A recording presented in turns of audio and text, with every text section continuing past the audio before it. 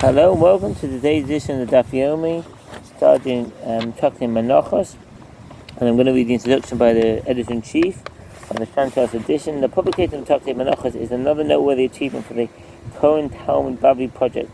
With this, the second chapter of Sefer Kedoshim, the order of consecrated items, we take another step towards our goal, the completion of a new and unique translation of the Babylonian Talmud. I'm not going to read everything here. Students of Chapter Menachot will be both informed and inspired. They will be informed of the centrality of the Holy Temple in our faith tradition and will learn in detail about the sacrificial rites performed there. They will be inspired by the meticulous care with which those rites were performed and by the attention given to the requirement that the sacrifice be offered with the proper intention. Although sacrifice is no longer offered in the absence of the Holy Temple, the reader will find contemporary relevance in the passages which discuss the mitzvah of tzitzit and tefillin and the order priority of the mitzvah performance. As always, we consider our efforts successful if the reader comes away from the text a better person and not just a better informed person. For it is our contention that Talmud study fosters lifelong ethical development and profound sensitivity to the need and consideration of the human beings. And there's more, and I'm going to move on to the... there's lots of introductions here. I'm going to move on to the introduction to the Chapter Menachot. Chapter Menachot discusses the halachot of various offerings, specifically those brought from grain, wheat or barley, as well as the libation of oil and wine sacrificed in the temple of Menachot. Therefore, complement tractate Zavachim, which examines the halachot of offerings brought from livestock or birds, and there are many parallels between the two tractates. Just as there are various types of animal and bird offerings, so too there are several types of meal offerings. Voluntary meal offerings, obligatory meal offerings brought as a term for transgression, individual meal offerings, and communal meal offerings. Similarly, just like animal offerings, there are portions of meal offerings that are burned on the altar, and other portions consumed by the priest, whereas animal offerings are divided into two categories: offerings of lesser sanctity, offerings of the most sacred order, or meal offerings are classified as offerings of the most sacred order. Accordingly, their consumption is permitted only to male members of the priesthood and may only be eaten inside the temple corridor. Perhaps most importantly, the four sacrificial rites performed during the service of a meal offering often parallels the four rites performed in an animal offering.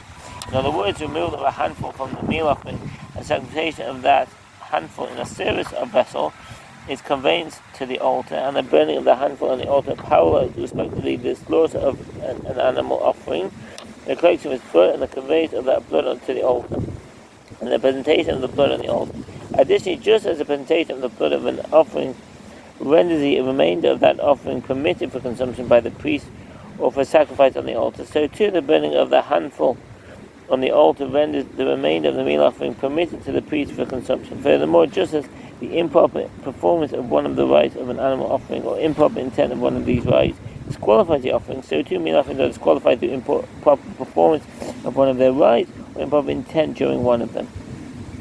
There are also certain differences between meal offerings and animal offerings. Whereas an animal offering fits for slaughter in its natural state, a meal offering will be prepared before it can be brought as an offering. Additionally, an animal offering is a single body, i.e. the animal itself, whereas a meal offering comprises of several elements, namely the flour, oil, and frankincense. Together, Tractate Zavachim Menachot provide an extensive analysis of the sacrificial rites of all offerings sacrificed in the temple. It's worth noting that the latter part of Menachot deals with the halachot applying to all sacrificial offerings. The tractate also concludes with a celebratory general statement. It is written with regard to an animal burnt offering, an offering made by fire of a pleasing aroma, in Leviticus 1:9, and with regard to a bird burnt offering, an offering made by fire of a pleasing aroma, in Leviticus 1:17, and also with regard to a meal offering, an offering made by fire of a pleasing aroma, in Leviticus 2:2. This teaches that one who brings an expensive offering and one who brings a less expensive offering are equal before God, provided that they divert the heart towards heaven. There are many ways to categorize the various types of meal offerings. One can distinguish between meal offerings that are voluntary, those that are obligatory, and those that are brought as an atonement for transgression. One can also differentiate between individual meal offerings and communal ones, or between meal offerings that are brought as independent offerings and those that are brought in conjunction with slaughtered offerings. Furthermore, one can distinguish between meal offerings based on their contents, as some are brought from wheat while others are brought from barley, and some contain oil and frankincense, whereas others contain only one of these ingredients or even neither. Meal offerings can also be classified by the manner of their preparation. Some are sacrificed as a raw mixture of flour and oil, while others are baked or fried before they are sacrificed. Of these, most meal offerings are baked or fried to form unleavened bread, while a minority of them are prepared as leavened bread. Additionally, most meal offerings undergo the sacrificial rite of the removal of a handful, which is the only part of the offering that is sacrificed upon the altar. Some meal offerings are burned in their entirety upon the altar, without the removal of a handful. In total, there are 15 different types of meal offerings. 11 are meal offerings brought by an individual, 3 are communal offerings, and the last includes all meal offerings that accompany the libations brought with slaughtered offerings. With regard to this last type, there is no distinction between the individual and the community. Of the 11 types of individual meal offerings, 5 are voluntary offerings, described in the Torah according to their manner of preparation, Leviticus 2:1-10. A meal offering of flour, a meal offering of loaves, a meal offering of wafers, a meal offering prepared in a pan, and a meal offering prepared in a deep pan. The remaining 6 are the meal offering of a sinner, brought by one who is obligated to bring a sliding scale offering and cannot afford to bring an animal or bird. See Leviticus 5:11-13. The meal offering of charity brought by Sota, Numbers 5:25. And a meal offering brought by all people when they begin their service in the temple, Leviticus 6:13. The quid of cake, offering of the high priest, brought daily by the high priest. Half which is sacrificed in the morning, half is sacrificed in the afternoon, Leviticus 6:15. The loaves brought with thanks offering, see Leviticus 7:12-14. And those of Nazarite sacrificed by a Nazarite together with the offering he must bring and complete of his Nazarite shoot, see Numbers 6:14. And there are 3 types of communal meal offerings: the Omer meal offerings, see Leviticus 10-11, the 2 loaves of bread brought from Shavuot, Leviticus 20-17, and the shoe bread placed on every Shabbat on the table inside the sanctuary, Leviticus 24:5-8. The Menachot of bread sacrificed with the inaugural ram offerings brought by Aaron and the sons when they were anointed as priests, in Leviticus chapter 8. Are also discussed in this chapter. Chapter Menachot also contains halakhic deliberations concerning topics not directly related to meal offerings, which are nevertheless examined at length due to their mention in the Mishnah. In fact, the majority of the halakhic and Gadic literature pertaining to the mitzvot of ritual, fringes, phylacteries, and mezuzah are found in Menachot. There are distant discussions regarding those topics dispersed throughout the rest of the Talmud, but the main analyses of the commentaries and rabbinic authorities on these topics are based on the passages in this chapter. In all, chapter Menachot has 30 chapters, the final 9 of which appear in this volume. Some chapters focus on a single topic, while others deal with multiple issues. Chapter 5 describes the methods of preparation of the various types of meal offerings. Chapter 6 deals extensively and analyzes the halachot pertaining to the Omer meal offering. The chapter discusses the proper manner of harvesting and preparing the grain used for the Omer, as well as the permissibility of consuming the new crop after the sacrifice of an Omer meal offering. The Gemara also cites many of the sages' proofs that the Omer must be sacrificed on the 16th of Nisan. The Menachot relating to the 2 loaves of bread, the new crop and Shavuot examined as well as chapter 7 contains the discussion with regard to the preparation sacrifice of the various meal offering. Chapter 8 addresses the various halachot of the thanks offering.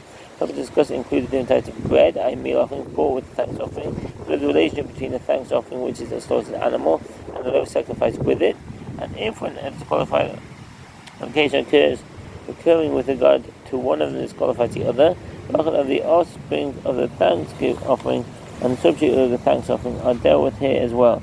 Chapter 9 describes the optimal locations from which grain should be harvested for use in communal meal offerings, as well as locations producing the best oil and wine.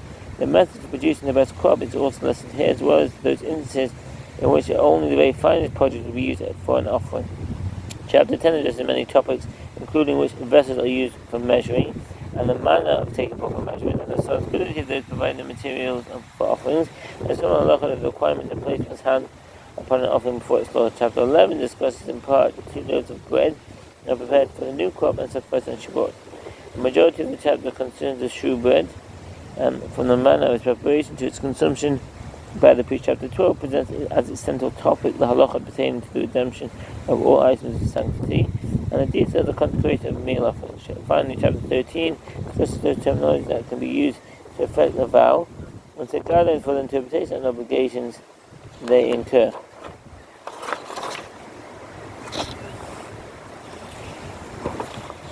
Just to the introduction to Parak 5. And when you bring a meal offering baked in the oven, it should be unleavened, a fine flour mixed with oil, or unleavened wafers spread with oil. And if your offering is a meal offering baked in a pan, it should be a fine flour unleavened mixed with oil. Leviticus 2:4-5. And this is the law of the meal offering. The sons of Aaron shall sacrifice before the Lord in front of the altar. Leviticus 6:7. With loaves of leavened bread he shall present his offering, with the sacrifice of his peace offering for thanksgiving. Leviticus 7:13. You shall bring out of your dwellings 2 wave loaves of 2/10 of an ephah. They should be of fine flour, and they should be baked with leaven, for first fruits to the Lord. Leviticus 23:17. This chapter deals mainly with 2 topics: the manner of preparation of the dough of meal offerings, and the act of bringing meal offerings near to the altar. And the discussion with regard to the preparation of meal offerings concerns the kneading, shaping, and baking of the dough. The Torah states that a meal offering baked in an oven and a meal offering baked in a pan must be unleavened. Consequently, the dough must be kneaded in a manner that ensures it will not become leavened. Although this is not stated explicitly, most other meal offerings must also be leavened, as is derived from the general phrase, and this is the law of the meal offering. It must be clarified whether they are valid after the fact if bought leavened. Notwithstanding, the above 2 meal offerings are bought as leavened bread. 10 of the 40 loaves that accompany a thanks offering, and the 2 loaves bought on the festival of Shavuot. This raises many questions. First and foremost, concerning the definition of leavened bread, which is prohibited in all other meal offerings but is obligatory in these 2 cases. It must be determined when a dough is considered leavened, and when it is not considered classified as leavened, but is not yet leavened. Another important question concerns the liquid that leavens the dough. Can liquids other than water cause the dough to become leavened? This leads to the issue of the proper kneading of all meal offerings, which is done by mixing liquid into the dough. With regard to the meal offerings that must be leavened, the precise method of leavening must be established, as it's necessary to use a leavening agent. But where is the leavening agent taken? It is removed from the flour of the meal offering itself, in which case it might not be the best quality leavening agent, or does it come from elsewhere, which might cause discrepancies in the precise measure of 1/10 of an ephah, leading to a meal offering that is larger or smaller than the requisite size. Another line of inquiry concerns whether the prohibition against leavening applies only to the kneading stage or also afterward, when the dough is shaped and baked. Likewise, it's necessary to establish a halacha with regard to one that adds leaven to dough that has already become leavened, and one who leavens a meal offering that has been invalidated. The second part of this chapter discusses the ways in which the meal offerings are brought as offerings, particularly with regard to the act of bringing them near to the altar and waving them. The various meal offerings can be grouped into those which require both bringing near and waving, those which require one of these actions, and those which do not require either of these actions. The last section of this chapter discusses the difference between a meal offering baked on a shallow pan and a meal offering baked in a deep pan, as well as the precise definition of a meal offering baked in an oven. Incidental to these primary topics, the chapter also addresses a variety of other issues, among them the separation of trim and tithe, the halacha of which impurity of food, infliction of a blemish on consecrated animals, and the prohibited labors on Shabbat. Daf 52, Amud B. What's the Mishnah? Kol hamnachos ba'os ma'aseh chutz v'chomes shebator u'shtei halachem shehen ba'os chomes. All the meal offerings come to be offered as matzah. All the meal offerings sacrificed in the altar of a matzah, if not stated otherwise specified. So Rambam says, matzah kabbalah 12:14, with the care taken to prevent leavening, except for the 10 loaves of leavened bread among the 40 loaves that accompany the thanks offering. So what's the footnote? Chutz mechomes shebatoda, 10 of the 40 loaves brought with the thanks offerings are leavened bread. From the same matzah kabbalah 9:17, and the meal offering of the 2 loaves, shetei alechem, the 2 loaves brought on the festival of Shavuot are leavened bread.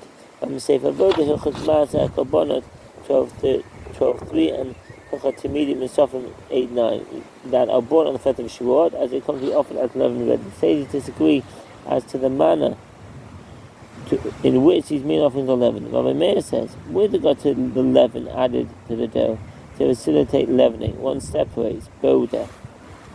What's boda? The commentaries disagree as to the meaning of this term. Some say it is the same as the biblical bada, which is written with an aleph at the end rather than a hey. These two letters are often interchangeable, as generally neither is pronounced at the end of a word.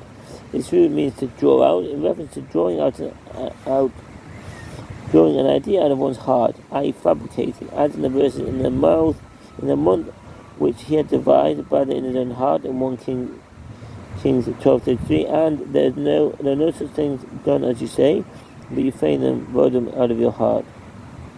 6:8, as well as in reference to drawing out material from other substances, as in this case of the Allah.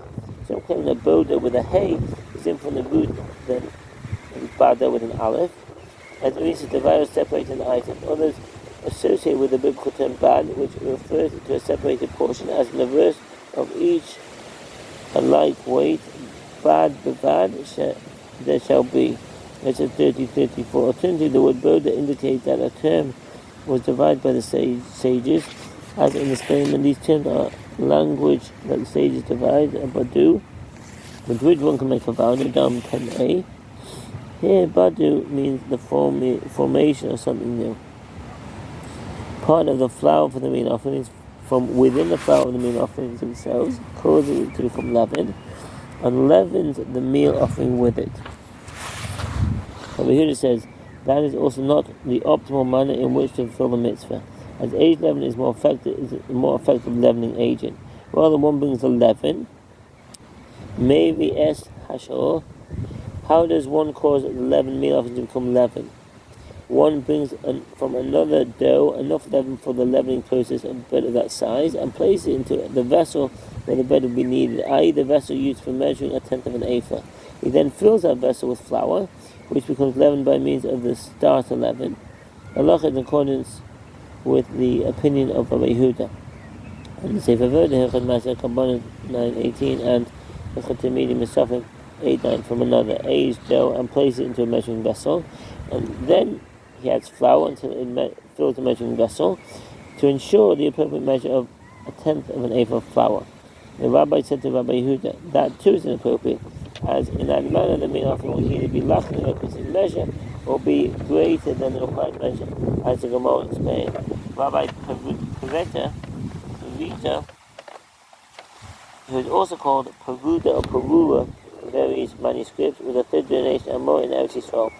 Among the few biographical details that are known of him is that he was the grandson of the sage Rabbi Chia Ba'avuya. Many sources refer to Rabbi Parida's extraordinarily long life. It is stated that the reward for the 400 times he reviewed a statement with the student his lifetime was extended by 400 years. 54b. When he himself was asked by the other sages for the reason for the length of days, he replied, in all my days no person ever arrived before me in the study hall, and I never led grace after me in the presence of a priest, but rather I gave him the privilege to lead, and I never ate from an animal whose priestly portions either followed the jaw and the more, and that was says Megillah 27b to 28a. Basically, the lemon before Rabbi Hami, where it is derived with regard to all the meal offerings that we pay to be offered as Matzah.